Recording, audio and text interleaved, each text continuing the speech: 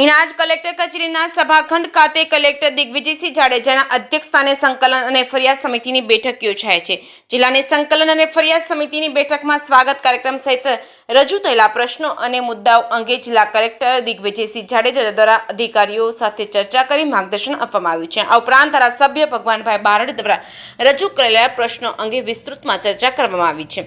આ બેઠકમાં ગીર સોમનાથ જિલ્લામાં વિવિધ વોટર લોડિંગના પોઈન્ટ તેમજ આઈડેન્ટિફિકેશન અને તેના નિવારણ માટે કરવાના તથા આગોતરા આયોજન અંગે સમીક્ષા કરવામાં આવી હતી અને જનપ્રતિનિધિ દ્વારા દિશા સૂચન તેવાડાંડી તેમજ મત્સ્ય ઉત્તરાયણ કેન્દ્ર તેમજ પવનચક્કીની મંજૂરી પવનચક્કીની કામગીરી સૂત્રાપાડાના તાલુકાના વિરોદર ગામે અતિ જર્જરિત પાણીની ઊંચી ટાંકી બાબત તેમજ બ્રોડગેજ તેમજ મીટર ગેજ લાઇન વગેરે વિશે પ્રશ્નો રજૂ કરવામાં આવ્યા હતા।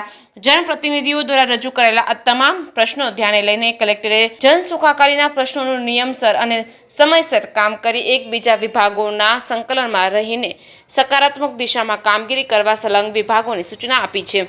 જે કે ગુજરાતી સાથે મહેશ વાજા, સોમનાથ।